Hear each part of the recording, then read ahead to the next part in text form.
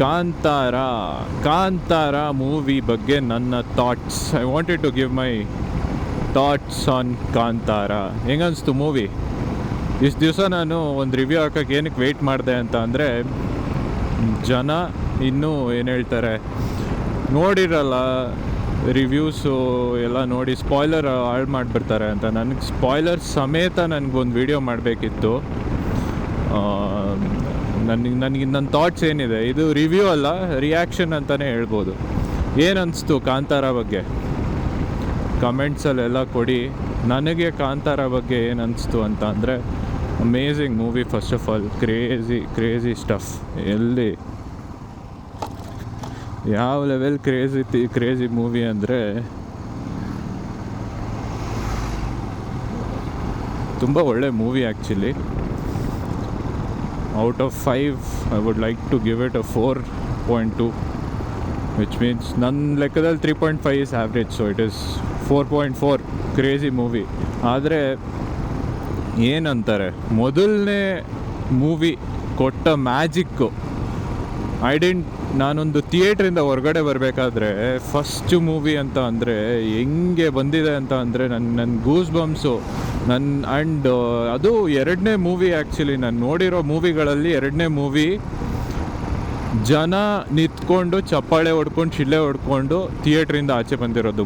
First movie ನಾನು ಆ ಥರ ನೋಡಿದ್ದು ಯಾವುದು ಅಂದರೆ KGF ಚಾಪ್ಟರ್ 1. ಆ ಕ್ಲೈಮ್ಯಾಕ್ಸ್ಗೆ ಎಲ್ಲಿ ಯಶು ಗರುಡನ ಹೊಡೆದಾಗ ಝುಪ್ ಅಂತ ಅದು ಹೆಂಗೆ ಬೀಳ್ತಾನೆ, ಆ ಕ್ಲೈಮ್ಯಾಕ್ಸು, ಆ ಗೂಸ್ ಬಂಪ್ಸ್ ಇದೆಯಲ್ಲ, ಅದೊಂದು ಮ್ಯಾಜಿಕಲ್ ಫೀಲಿಂಗು. ಅದನ್ನ ಇಟ್ಕೊಂಡು ನೀನು ಥಿಯೇಟ್ರಿಂದ ಆಚೆ ಬರ್ತೀಯ. ಅದೇ ರೀತಿ ನೀನು ಇದು ಕಾಂತಾರ 1, ಆ ಕ್ಲೈಮ್ಯಾಕ್ಸು, ಆ ಗುಳಿಗ ದೈವ, ಕ್ರೇಜಿ ಸ್ಟಫ್. ಆದರೆ ನನಗೆ ಇದರಲ್ಲಿ ಏನಂತ ಅನಿಸ್ತು ಅಂದರೆ, ಕಾಂತಾರ 2ಅಲ್ಲಿ ಇಷ್ಟು ಬೇಗ ಆಗೋಯ್ತಾ, ಕ್ಲೈಮ್ಯಾಕ್ಸ್ ಆಗೋಯ್ತಾ ಇಷ್ಟು ಬೇಗ, ಇಷ್ಟೇನಾ ಅಂತ ಅನ್ನಿಸ್ತು. ಚೆನ್ನಾಗಿತ್ತು ಇದು. ಆ ಮ್ಯಾಜಿಕಲ್ ಫೀಲಿಂಗ್ ಇಟ್ಕೊಂಡು ನಾನು ಥಿಯೇಟ್ರಿಂದ ಆಚೆ ಬರಲಿಲ್ಲ. ನನ್ನ ಒಪಿನಿಯನ್ನಲ್ಲಿ ಫಸ್ಟ್ ಹಾಫ್ ಇಂಟರ್ವೆಲ್ ಬ್ಲಾಕಲ್ಲಿರೋ ಫೈಟ್ ಇದೆ ನೋಡಿ, ಓ ಗಾಡ್, ಏನು ಕ್ರೇಜಿ ಕೊರಿಯೋಗ್ರಫಿ ಮಾಡಿದ್ದಾರೆ ಗುರು ಅದ್ರದ್ದು. ಅದು ಆ ಫೈಟು ನನಗೆ ಅದು ಹುಲಿ ಬಂದಾಗ ನಾನೇ ಆರ್ಬಿಡ್ತೀನೇನೋ ಅಂತ ಅನ್ನಿಸ್ತಾ ಇತ್ತು. ಆ ಲೆವೆಲ್ ಆಗಿತ್ತು. ಬಟ್ ಅದೇನೆ, ಆ ಥರ ಏನಾದರೂ ರಿಷಬ್ ಅವರು ಔಟ್ ಆಫ್ ದ ಬ್ಲಾಕ್ ಯೋಚನೆ ಮಾಡಿ ಕ್ಲೈಮ್ಯಾಕ್ಸ್ ಕೊಟ್ಟಿದ್ದಿದ್ರೆ ಯಾವುದೋ ಬೇರೆ ಲೆವೆಲಲ್ಲಿ ಇರ್ತಿತ್ತು ಮೂವಿ ಅಂತ ನನ್ನ ಒಪಿನಿಯನ್ನು. ಬಟ್ ಆಗಂತ ಮೂವಿ ಆರಾಮಾಗಿ 500, 600, 700 crores ಅಂತೂ ಆರಾಮಾಗಿ ಮಾಡುತ್ತೆ. ಏನು ಯೋಚನೆನೇ ಇಲ್ಲ ಅಂದ್ಕೊಳ್ಳಿ, ಆರಾಮಾಗಿ ಮಾಡುತ್ತೆ. ಹಿಂದಿಯವರೆಲ್ಲ ಸೈಕ್ ಆಗ್ಬಿಟ್ಟವ್ರು ನೋಡ್ಬಿಟ್ಟು ಮೂವಿನ. ನಾವು ಸೈಕ್ ಆಗಿದ್ದೀವಿ. ನಾನು 2 ಸತಿ ನೋಡಿದೆ ಆ್ಯಕ್ಚುಲಿ ಮೂವಿನ. 2 ಸತಿ ನೋಡಾಯಿತು ಮೂವಿನ. ಎಲ್ಲೆಲ್ಲಿ ನೋಡಲಿ ಅಷ್ಟೇ. ರಿವ್ಯೂ ಅಂತ ಅಲ್ಲ, ಅದೊಂದು ಒಪಿನಿಯನ್ ಇತ್ತು ನಂದು. ಇನ್ನು ಸ್ಟಾರ್ಟಿಂಗ್ ಅಂತೂ ಕ್ರೇಜಿ. ಸ್ಟಾರ್ಟಿಂಗಲ್ಲಿ ಏನು ತೋರಿಸಿದ್ರೆ ಹೇಳಿ, ದೈವದ್ದು ಈಶ್ವರನ ಹೂದೋಟ ಅದು ಇದು ಅಂತ, ಅಲ್ಲಿ ದೈವ ಬರೋದು, ಆ ದೈವದ ಒಂದು ಶ್ಯಾಡೋ ರೀತಿ ಬರೋದು, ಆ ಶ್ಯಾಡೋ ಇದು ಮಾಡೋದು, ಕಿಲ್ ಮಾಡೋದು, ಅದೆಲ್ಲ ತೋರಿಸ್ಲೇ ಇಲ್ಲಪ್ಪ ವಾಪಸ್ಸು. ನಾನು ಅದನ್ನು ಕಾಯ್ಕೊಂಡು ಕೂತಿದ್ದೆ. ಮತ್ತು ಒಂದು ಕಾಡೆಮ್ಮೆನೋ ಅಥವಾ ಬುಲ್ ಥರ ಒಂದು ಇದು ತೋರಿಸ್ತಾಯಿದ್ರು, ಅದನ್ನು ಏನಾದರೂ ವೆಯ್ಟ್ ಮಾಡ್ತಾಯಿದ್ದೆ, ಅದು ತೋರಿಸಿಲ್ಲ. ಹೌದು. ಆಮೇಲೆ ಫಸ್ಟ್ ಹಾಫ್ ಅಂತೂ movie 5 out of 5. First half of the movie ಅದ್ಭುತ, ನೆಕ್ಸ್ಟ್ ಲೆವೆಲ್. ಆ ಫೀಲಿಂಗ್ ಅಂತ ಹೇಳಿದ್ನಲ್ಲ, ಮ್ಯಾಜಿಕಲ್ ಫೀಲಿಂಗ್ ಇಟ್ಕೊಂಡು ನೀನು ಥಿಯೇಟ್ರಿಂದ ಬರ್ತೀಯ ಅಂದರೆ, ನಾನು ಇಂಟರ್ವೆಲ್ ಬ್ಲಾಕಲ್ಲಿ ಆ ಮ್ಯಾಜಿಕಲ್ ಫೀಲಿಂಗ್ ಇಟ್ಕೊಂಡು ಹೊರಗಡೆ ಬಂದೆ.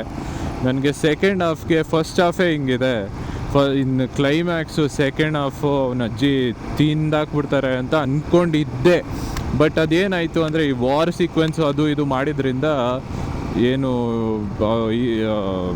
ಫೈಟ್ಸು ಜಾಸ್ತಿಯಾಗಿ ಆ ದೈವದ ಇದನ್ನು ಇದು ಮಾಡೋಕ್ಕಾಗಿಲ್ಲ.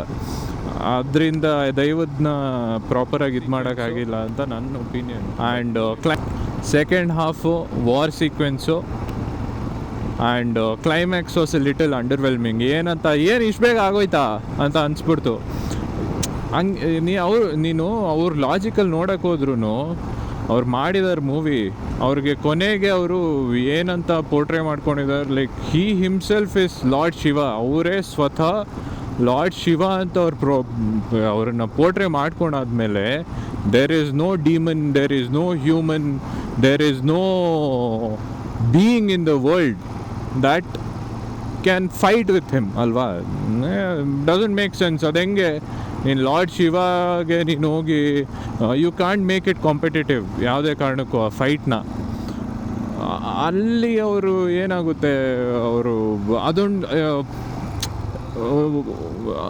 ಫೈಟ್ ತೋರ್ಸೋಕ್ಕಾಗಲ್ಲ. ಸೊ ಒಂದು ನಾರ್ಮಲ್ ಹ್ಯೂಮನ್ ಬೀಯಿಂಗ್ ಏನು ಹೇಳ್ತಾರೆ, ನಿಂಗೆ ಬ್ಲ್ಯಾಕ್ ಮ್ಯಾಜಿಕ್ ಮಾಡೋ ಒಬ್ಬ ಹ್ಯೂಮನ್ ಬೀಯಿಂಗ್ಗೆ ಏನು ಪವರ್ ಇರುತ್ತೆ ಸುಪ್ರೀಂ ಲಾರ್ಡ್ ಮುಂದೆ. ಅದಕ್ಕೆ ಅವರು ಅಲ್ಲಿ ಅದನ್ನು ಟಕ್ ಅಂತ ಎಂಡ್ ಮಾಡಿದ್ರಲ್ಲಿ ಏನೂ ತಪ್ಪಿಲ್ಲ.